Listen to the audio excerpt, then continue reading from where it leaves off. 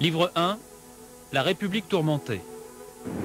L'histoire moderne de ce pays commence avec Félix Houphouët-Boigny qui mène contre le colonialisme une guerre sans merci pour l'émancipation des peuples africains. Il finira par s'entendre avec l'ancien maître pour sauver son peuple de la répression sauvage née de la lutte pour la libération. En 1960, devenu président de la République, Félix Houphouët-Boigny réussit à fédérer toutes les énergies politiques du pays, étouffant dans l'œuf le pluralisme démocratique.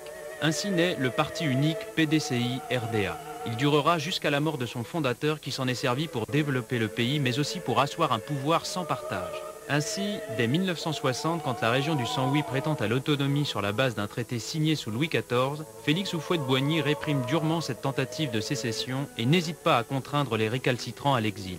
En 1962, quand certains membres du parti montrent des signes d'ambition, Félix Houphouët-Boigny les jette en prison. En 1963, suite à un complot, il fait condamner les cadres dans toute la Côte d'Ivoire et particulièrement dans les régions du Nord et de l'Ouest. Mais les progrès obtenus dans la gestion du pays font passer la Côte d'Ivoire pour le berceau d'un miracle économique qui suffit à justifier ses abus. En 1970, les populations guébiées de Gagnoa sont durement réprimées parce qu'un fils de la région, Kragbe Nyakbe, ose créer un parti politique et faire acte de candidature à la présidence de la République.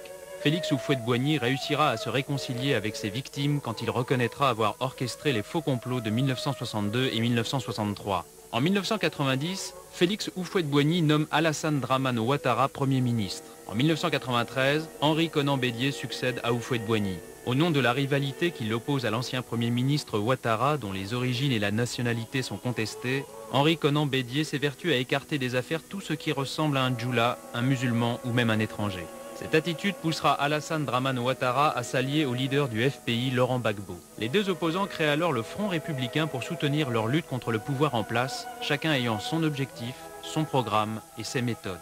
Dès 1994, Alassane Dramane Ouattara pense que seule la force peut déloger Henri Konan Bédié, alors que Laurent Gbagbo reste convaincu que le pouvoir doit s'acquérir par les urnes.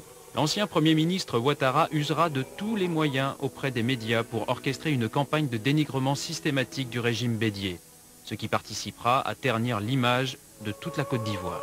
En 1995, les deux principaux partis de l'opposition, le FPI et le RDR, proposent le boycott actif des élections générales.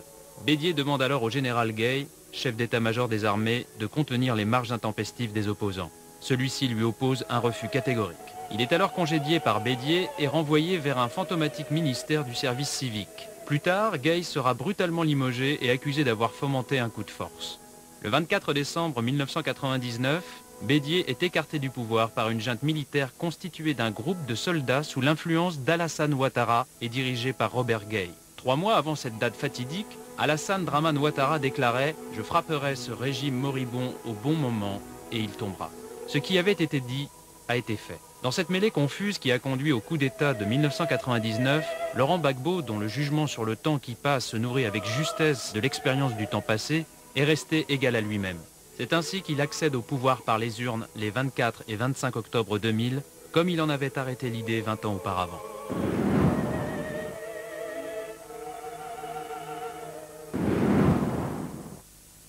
La Côte d'Ivoire est née d'une histoire récente,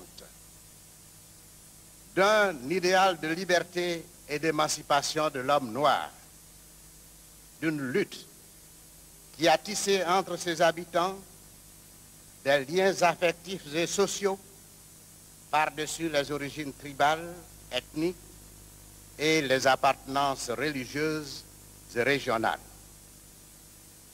À la lumière de ce passé, on ne peut accepter que le tribalisme, le régionalisme et la religion soient aujourd'hui les bases des actions menées par certains partis politiques au risque d'affaiblir la République et la force de la cohésion nationale. Bien des questions devront trouver des réponses grâce à ce forum, à condition de ne pas se tromper de débat. On ne refait pas de façon subjective et opportuniste l'histoire des 40 années de la Côte d'Ivoire indépendante. La Côte d'Ivoire traverse une grave crise politique et sociale. Le coup d'État du 24 décembre 1999, les mensonges répandus sur le gouvernement renversé, le président de la République élu au suffrage universel forcé à l'exil, l'instauration d'une transition chaotique, les conditions inacceptables de l'élection présidentielle récente et celles défectueuses des législatives ont causé de profondes fractures au sein de la communauté nationale. De nombreuses exactions ont été commises sur les populations, d'où il est résulté des morts d'hommes par centaines et des traumatismes difficiles à surmonter. La discorde et l'instabilité politique menacent notre avenir. Aussi, nos partenaires au développement, les bailleurs de fonds, ont inscrit ce forum parmi les conditionnalités à satisfaire pour mériter leur concours financier. Le gouvernement s'est soumis à cette exigence et nous voici réunis pour cette grande explication au sein du Forum pour la réconciliation nationale. Je voudrais dire au président Bédié que je le remercie d'être venu. Je le remercie à un double titre. Premièrement, après le vote de la Constitution, surtout dans l'article 12 de cette nouvelle Constitution, il n'y avait plus de raison qu'il reste en exil. Je comprends sa douleur, sa souffrance, mais quand on fait la politique en Afrique, on s'expose aux souffrances. Je comprends sa souffrance. Et il a d'autant plus le mérite d'être revenu en Côte d'Ivoire et d'avoir pris part aux travaux de ce forum. Je vais commencer par rectifier une chose que j'entends souvent et que j'ai entendu tout à l'heure. Non, Monsieur le Président du Directoire, aucun bailleur de fonds ne nous a demandé d'organiser le forum.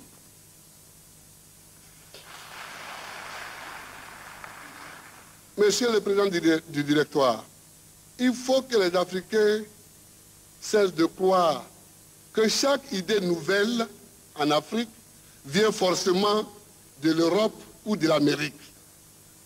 Non, les Africains sont capables d'idées nouvelles et d'idées généreuses. Je suis peiné quand on pense que tout ce qu'on pense, c'est du prêt à penser.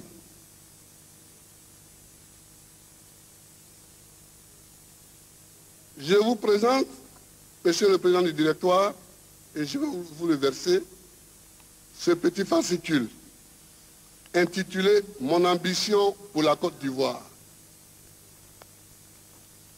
C'est notre livre, notre petit livre de campagne électorale que nous avons rédigé au quartier général de notre campagne électorale à Cocody, les Deux Plateaux. Voilà ce qu'on peut lire à la page 13, c'est-à-dire avant même que je ne sois président, avant même que la campagne ne commence, à la page 13, le premier paragraphe. L'une des premières missions que je compte confier au médiateur de la République, prévue par notre Constitution, dès qu'il sera installé, sera d'organiser les forums de la réconciliation nationale pour briser le mur de méfiance qui s'est dressé entre certaines franges de la nation et parvenir à la réconciliation des cœurs et des esprits. Fin de citation. Campagne électorale du candidat Laurent Gbagbo en 2000. J'ai été heureux, effectivement, une fois que j'ai été élu. Et une fois que, à la télévision de Côte d'Ivoire, en décembre, quand j'ai présenté mes vœux à la nation, j'ai annoncé pour la première fois que nous allions, dans l'année 2001, organiser le Forum de la Nation pour la réconciliation nationale, j'ai été heureux de voir les institutions internationales, l'Union européenne, les fonds monétaires, la Banque mondiale nous dire que c'était une bonne idée et qu'ils étaient prêts à nous soutenir. Mais de grâce, une bonne idée peut aussi venir d'un Africain. Donc il ne faut pas que les Africains croient que toutes les bonnes idées viennent d'ailleurs. Le coup d'État qui a mis le pays à sac à 10 mois des élections générales est à l'origine de nos difficultés. Ce coup de force est en réalité une éclipse totale qui a plongé notre vie politique dans la nuit des incertitudes sans fin prévisibles. Ceux qui ont été chassés du pouvoir ne sont en rien responsables des conséquences tragiques de ce coup de force. Le renversement par force d'un régime légitime n'est pas synonyme d'alternance démocratique. La Côte d'Ivoire n'expérimente pas à présent une alternance démocratique. Elle endure les conséquences d'un coup d'État brutal, violent et rétrograde. Dans leur volonté diverse de me coller l'image déshonorante de Puchis éternel, les uns et les autres déploient les efforts surréalistes dans 3 instances précises. Les médias d'État, les bravechers du gouvernement et les intellectuels au service des hommes politiques. Vous connaissez tous ces fameuses émissions de notre radio nationale, émissions au cours desquelles les mêmes auditeurs récitent les mêmes versets qui divisent notre communauté nationale en bons et méchants, en purs et impurs. Quoique périlleux, l'exercice a un objectif bien précis. Tuer politiquement les témoins gênants, accréditer l'idée d'un système parfait et qui ne doit rien à personne, édifier en quelque sorte une génération spontanée de politiciens intègres au-dessus de tout soupçon. En 1990, au moment où le président Houphouët me faisait appel pour diriger les forces armées nationales de Côte d'Ivoire, le plus grand risque qui guettait Houphouët, c'était le syndrome Bourguiba. Chacun de nous sait également qu'au moment où s'instaurait le multipartisme, Houphouët était devenu un homme seul.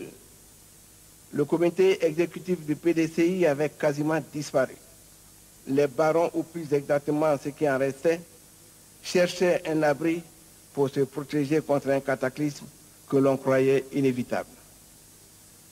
C'est dans cette atmosphère délétère que nous avons mis un point d'honneur à entourer le président Houphouët de notre filiale et chaleureuse loyauté jusqu'à ce qu'il nous quitte dans l'honneur et la dignité pour son voyage éternel.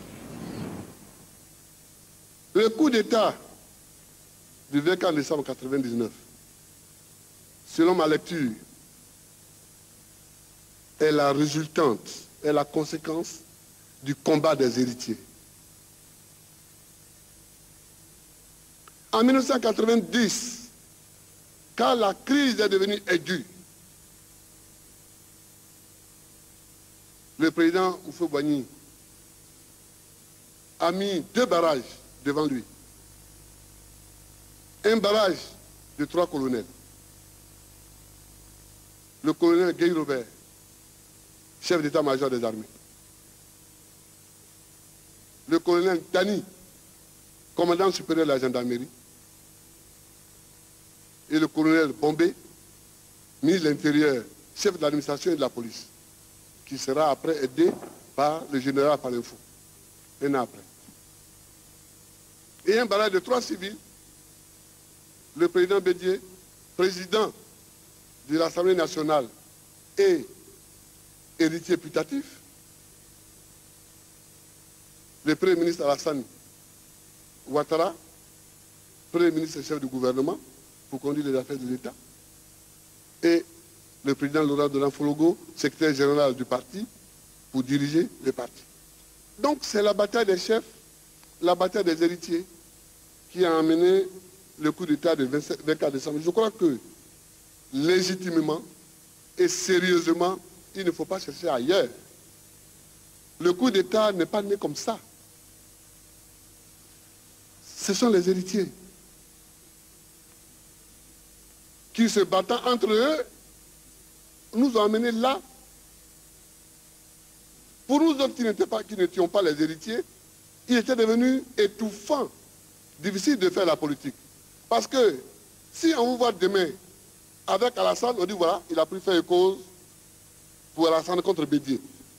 Si on vous voit en train de citer avec Bédier, on dit voilà, il a pris fait cause pour Bédier contre Alassane. C'est-à-dire, on ne nous jugeait même plus par rapport à ce que nous étions, par rapport à l'action politique que nous faisions. Les héritiers nous jugeaient uniquement en fonction de leur propre opposition. Et ils ne nous voyaient plus. C'est cette opposition qui s'est cristallisée qui a amené, qui a même amené à faire une mauvaise lecture sur un certain nombre d'événements dont j'ai été l'acteur principal. Premièrement, le boycott actif des élections présidentielles en 1995. Nous réclamions un certain nombre de réformes de la loi électorale. Ces réformes n'ont pas eu lieu. En tant que parti, nous avons décidé de faire un boycott actif contre les élections. On nous a dit, ou non, c'est parce qu'ils ont pris la cause de Ouattara. Sur ce boycott actif, je voudrais dire 2 ou 3 choses. Premièrement, il y a eu des dérapages. Et des gens sont morts, particulièrement en région forestière.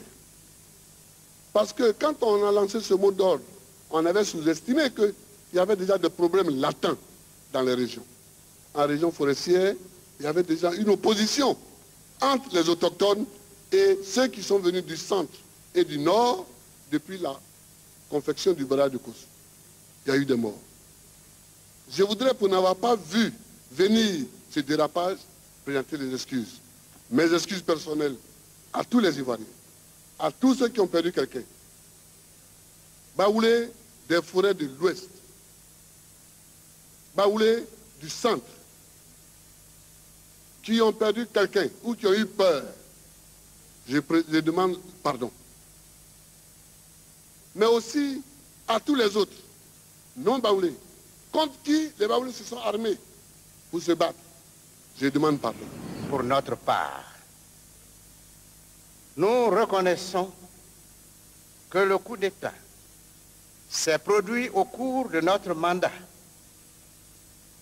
À ce titre, en notre qualité de chef supérieur des armées, nous devons admettre l'échec de nos efforts de maintien de l'ordre public et de la discipline des armées. Face aux personnes qui ont subi des traumatismes obsédants et à tous ceux qui ont perdu leurs biens à jamais du fait des pillages répétés, nous exprimons, comme au peuple ivoirien tout entier, nos regrets sincères et les supplions pour que notre repentance mérite le pardon, car nous avons refusé de faire couler le sang des Ivoiriens. Il avait fallu le poids des forces armées nationales de Côte d'Ivoire. Il avait effectivement fallu notre fermeté au nom des armées pour que les lois de la République soient respectées. Mes frères Bédier, Léon Konakofi et Tani sont là pour en témoigner. En 1995, notre tort, notre seul tort, avait été d'avoir évité à notre pays un drame dont nous aurions du mal à nous défaire. L'opposition avait décidé d'organiser une marche de protestation en vue de revendiquer des listes électorales justes. Le pouvoir, n'entendant pas les choses de cette oreille, demandera à l'armée d'intervenir. Oui, il m'avait été demandé d'interdire cette marche et éventuellement mater tous les récalcitrants. c'est notre refus qui sera assimilé à une tentative de coup d'État et qui nous vaudra toutes les frustrations que l'on sait 5 années durant. Pourtant, notre refus s'expliquait par les grandes douleurs ressenties dans chacun de nos foyers lors des tristes événements de la cité universitaire de Yopougon en 1991. Événements pour lesquels je réitère mes sincères regrets et sollicite le pardon de nos enfants, le pardon de notre jeunesse.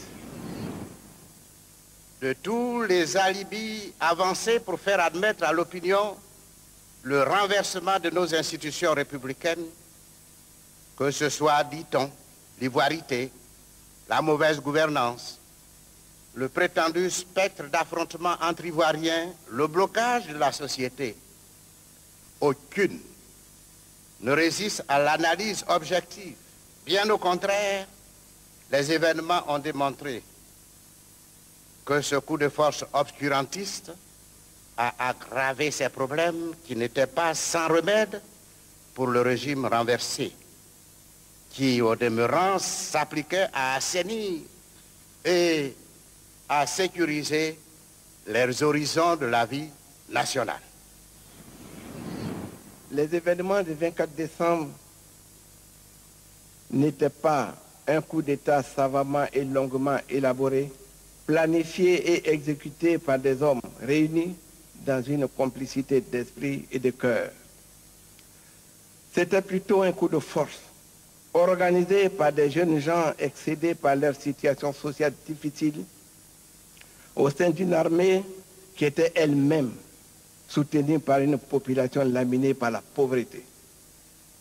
Vous savez vous-même que pour s'engager dans ce type de projet comme un coup d'État, l'on y va toujours avec ses hommes. Et c'est parce que je n'avais rien préparé que nous avions connu tous la valse des hésitations et des négociations qui avaient marqué le premier gouvernement de la transition. Mais nous étions tous conscients, nous Ivoiriens, qu'il s'agissait clairement d'une rupture qui devait permettre à notre pays de combler de nombreux déficits. Déficit de communication entre le gouvernement et le peuple. Déficit de dialogue franc entre le pouvoir et l'opposition. Déficit de la vraie démocratie. Déficit enfin de bonne gouvernance. Aujourd'hui, on parle de coup d'État. On n'arrête pas de parler de putschistes. C'est vraiment dommage. Dans la sous-région, voire dans le monde entier, que quelqu'un ici dans cette salle me cite un seul putschiste qui avait d'abord téléphoné à l'homme qui voulait chasser du pouvoir, demander à mon frère Bédier si le jour J, c'est-à-dire le 24 décembre 1999, je ne l'avais pas appelé au téléphone pour lui demander de tout mettre en œuvre pour résoudre les problèmes des jeunes soldats. L'ambassadeur Georges Royen, qui avait décroché le combiné du téléphone, est encore là et peut témoigner. Mesdames et messieurs, les démarches très fraternelles et très conciliantes que je viens de soumettre à votre réflexion sont celles d'un putschiste ou celles d'un sauveur. Il importe avant toute chose que ce forum condamne sans réserve le crime contre la démocratie et la République de Côte d'Ivoire. Il faut de plus, en outre, les auteurs déjà connus, rechercher tous les complices de cet attentat. Le forum se doit de démonter les mécanismes de ce complot dans l'intérêt du devoir de mémoire des générations qui nous suivront. Dans cette recherche de la vérité, il ne serait pas surprenant de constater que très souvent en Afrique, l'armée par elle-même n'est pas responsable d'un premier coup d'État. Ce sont des hommes politiques ambitieux du pouvoir qui ne peuvent conquérir par la voie des urnes, qui manipulent des soldats et se cachent derrière la forfaiture. Notre armée ne doit pas être, en tant qu'entité, accusée en bloc. Il faut, par discernement, encourager nos forces armées à demeurer loyalistes et républicaines. J'ai aussi personnellement souffert atrocement.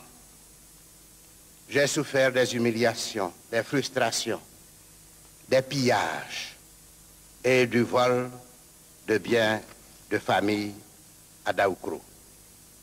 J'ai souffert de l'exil, mais à mon tour, je renvoie mes bourreaux à leur conscience. Je demeure sans haine, sans rancune et sans esprit de vengeance, alors même que ces bourreaux n'ont fait preuve d'aucun acte de contrition jusqu'à ce jour. Les calamités engendrées par le coup d'État se sont aussi manifestées sur le terrain, non seulement par le pillage des finances publiques, l'appropriation des biens d'autrui, le racket des personnes et l'extorsion de fonds d'entreprises soumises à des chantages sordides, mais aussi par l'abandon du pays à la dérive vers le chaos général avec la perte de son image et de son influence en Afrique et dans le monde. En moins de 2 ans, la Côte d'Ivoire est devenue méconnaissable et indéfinissable. La comparer à ce qu'elle était avant les événements, c'est comparer le jour et la nuit. Les zones d'insécurité se sont étendues à toutes nos cités. Nos routes, nos rues, nos pistes rurales sont devenues impraticables sur de nombreux tronçons, tant elles se sont dégradées. La détérioration des conditions de vie a atteint toutes les catégories sociales. Cette pauvreté est la plus grande menace qui pèse sur notre avenir. Chers compatriotes, je reconnais aussi que pendant la transition, nous avions eu à déplorer certaines situations. Oui, je reconnais effectivement que pendant cette période, certains de nos jeunes militaires s'étaient parfois rendus coupables de beaucoup de dérapages. Les forces armées elles-mêmes avaient subi une métamorphose profonde, contraire à leur culture verticale de discipline absolue et de respect scrupuleux des ordres. Les hiérarchies militaires n'avaient pas toujours la maîtrise des contrôles de tous leurs hommes. La liberté d'action diverse et la tendance nouvelle à participer au redressement des mœurs décriées étaient regardées par certains militaires comme un droit. Comme vous avez pu le constater parfois vous-même, chers compatriotes, la plupart de ces dérives de nos jeunes militaires étaient tantôt à la demande de certains citoyens, se disant mal avec la juridiction régulière de notre pays, tantôt initiée par des personnes peu recommandables qui, habillées en treillis, se faisaient passer pour des militaires. Si certaines actions multiformes ont contribué à réduire sensiblement le grand massif, il est incontestable en revanche que d'autres ont causé chez nombre d'Ivoiriens et d'étrangers de véritables traumatismes et préjudices de toute nature. Oui, notre armée nationale, émanation du peuple, garante de la souveraineté de notre pays, de la sécurité des Ivoiriens et de la protection de leurs biens, n'avait pas toujours su, sous l'autorité du CNSP, tenir son rang et honorer ses devoirs. Aussi, par devoir de l'autorité militaire supérieure, puis de chef de l'État, chef suprême des armées que j'étais, je m'incline à nouveau, comme je l'avais déjà fait, devant la mémoire de tous ceux qui ont perdu la vie au cours de cette période. Je réitère ma profonde sympathie à ceux ou celles de nos compatriotes et de nos amis étrangers qui avaient été offensés et parfois humiliés pour demander pardon pour les graves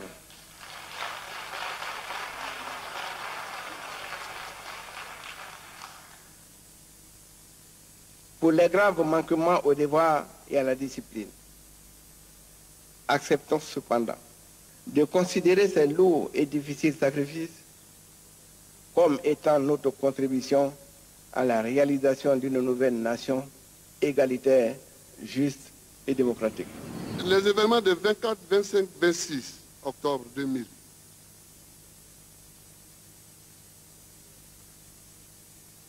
nous nous situons comme les victimes de ces événements. Mais j'ai dit que dans ces événements, il y a eu 2 fautes. Je ne dis pas 2 erreurs. Il y a eu 2 fautes graves contre la Côte d'Ivoire qui ont été commises. La première faute, ça a été le refus de reconnaître les résultats des élections. Je pense qu'une élection, ce n'est pas la loterie. On organise une élection pour donner au peuple la parole, pour que le peuple désigne celui qui veut comme gouvernant. Une fois que le peuple s'est exprimé, pour employer la célèbre formule, il faut se soumettre ou se démettre. Il fallait se soumettre. Pour ne s'être pas soumis, et pour avoir cherché à conserver coûte que coûte le pouvoir, le général Gueye a commis la première faute. C'est la première faute. La deuxième faute, c'est au moment où on est dans la rue et que le peuple descend dans la rue à mon appel. Et je suis fier d'avoir lancé cet appel. Il y a des gens qui disent, oui, mais Gbagbo a mal fait, il a lancé l'appel, il y a eu des morts. Non, il y a des moments dans l'histoire d'un pays où il faut se dresser contre l'imposture. Je suis fier de m'être dressé contre l'imposture à ce moment-là. Je suis fier d'avoir appelé les Ivoiriens et je suis fier de la réponse massive des Ivoiriens. En ce moment où nous venions d'avoir une victoire, non seulement le peuple a voté massivement pour quelqu'un, mais le peuple est allé dans la rue pour chercher sa victoire. En ce moment-là, des gens sont dans la rue et ils disent « recommençons les élections. Recommençons les élections. » C'est la deuxième faute mortelle de la Côte d'Ivoire. Celui qui a poussé les gens à descendre dans la rue pour demander la reprise des élections, là, il a fait la deuxième faute. Voilà ces 2 fautes-là qui ont endeuillé la Côte d'Ivoire. Sinon, si après avoir organisé les élections, même en ayant fait l'erreur d'écarter certaines personnes, on avait respecté la voix du peuple, il n'y aurait eu aucun cadavre. Chers frères et sœurs du PDCI, je vous invite à un peu plus de reconnaissance. Notre culture nous a toujours interdit d'attenter à la vie d'autrui. En les gardant au camp d'Akwedo, nous avions tenu les responsables de votre parti et certains dignitaires de votre régime à l'abri d'exactions incontrôlables.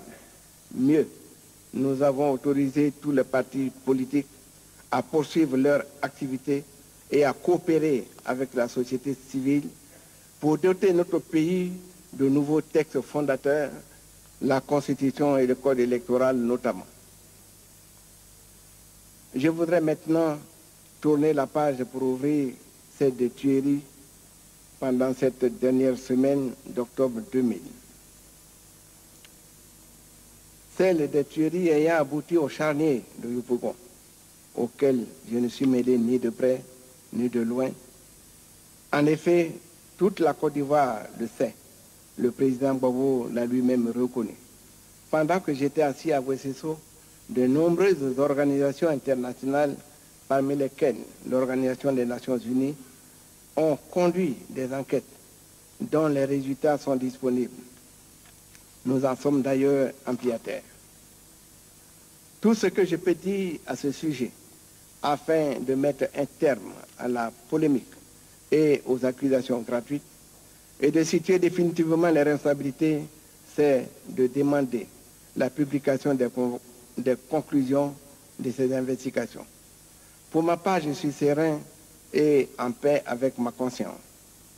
Je suis parti le 25 octobre 2000 pour ne pas avoir à partager les conséquences de crimes crapuleux et particulièrement ignobles. Je voulais dire à certains qui choisissent la voie de coup d'État plutôt que la voie des élections, qu'ils peuvent nous tuer, ils peuvent tirer sur nous. Mais aujourd'hui, là, ils ne peuvent plus tirer sur le président et que même mort, et ils vont prendre le pouvoir. Le peuple est aguerri. Le peuple est aguerri. Je suis serein. Je suis serein. C'est pour éviter ces troubles-là que dès 1987, en exil à Paris, alors que rien ne me contraignait, j'ai demandé à mes camarades et que nous avons lancé le slogan pour une transition pacifique à la démocratie. Transition pacifique. Parce que nous avions confiance en nous-mêmes. Nous savions que tôt ou tard, nous allions gagner. Donc, ce n'est pas la peine de forcer là où vous allez gagner. Je pense que ceux qui préparent des coups d'État, ils sont des gens qui ne sont pas sûrs d'eux-mêmes. Quand on est sûr que tôt ou tard on va gagner, on ne fait pas de coups d'État. Et je pense que les coups d'État sont de notre âge. Et moi-même, parmi les 10 mois de la transition, que j'avais 6 camarades qui étaient au gouvernement, donc les gens croyaient que tout baignait. Et on disait à nos camarades ministres, tenez bon, il faut qu'on ait les élections. Si on a les élections, on a gagné. Nous, on tiendra, mais vous tenez bon. Koulibaly voulait démissionner, j'ai dit, tu ne démissionneras pas du tout. Tenez bon. Nous ne devons pas tolérer les entraves à l'autorité de la République dans certaines localités. La République est une et indivisible. Ce forum doit recommander fermement que disparaissent ces situations singulières qui nous préoccupent au regard de l'unité nationale. J'ai été pris à partie par beaucoup d'amis parce qu'ils m'ont reproché, et ils me reprochent, qu'il y a eu le drapeau qui a flotté sur le Congo, un drapeau d'un pays étranger, que les partisans de Ouattara ont levé sur le Congo pendant les élections législatives. Et que Gueye, Robert, est à Kawakouma et que l'État ne fait rien. L'État n'a rien fait pour rétablir l'autorité de la République sur le Congo et pour rétablir l'autorité de la République sur Kabakouma. Je voudrais vous dire, chers amis, que un chien qui a rencontré le lion ne court pas comme un chien qui n'a pas rencontré le lion. Si vous rencontrez les 2 chiens, à la l'allure où chacun court, vous reconnaissez celui qui a rencontré un lion et celui qui n'a pas rencontré de lion du tout.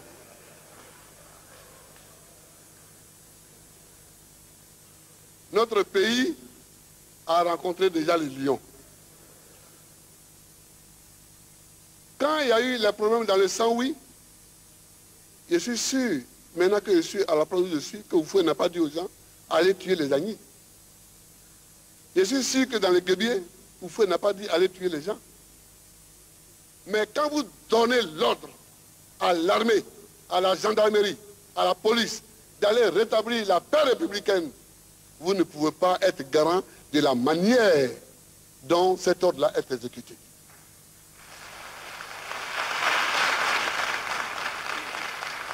Regardez les militaires, regardez les soldats, regardez les gendarmes, regardez les policiers.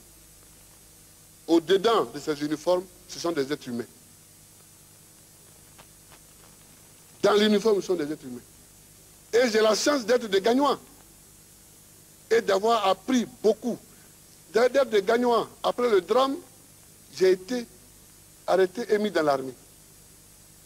Donc j'ai écouté beaucoup de soldats.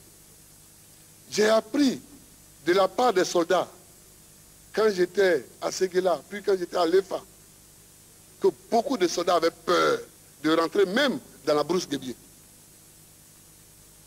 Et les exactions viennent même souvent des peurs que les soldats eux-mêmes ressentaient. Quand tu as peur, tu marches en te protégeant des tirs, des AA-52. C'est ça. Est-ce que, ayant connu ces traumatismes dans les Saint-Louis et dans les Guébiers, j'allais ordonner aux paracommandos de descendre sur Kong? Je pouvais donner l'ordre. L'ordre était légitime. Mais peut-être que nous serions maintenant en train de dénombrer les morts sur Kong. Est-ce que, à mon âme et conscience, je peux donner l'ordre aux paracommandos de descendre sur Kabakouma et de les ramener Gaï? Je peux donner l'ordre. Ils sont prêts à le faire.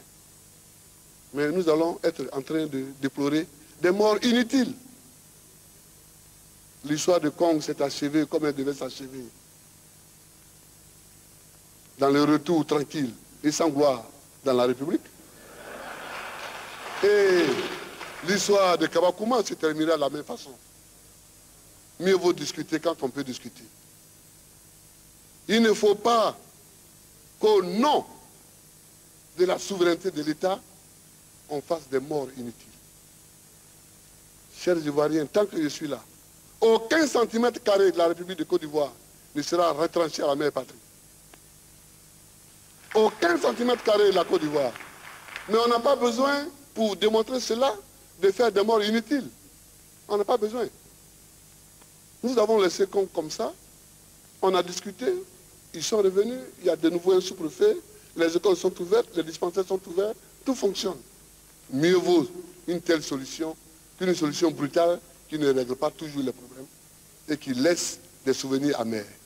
Voilà, chers Ivoiriens, pourquoi j'ai eu cette conduite.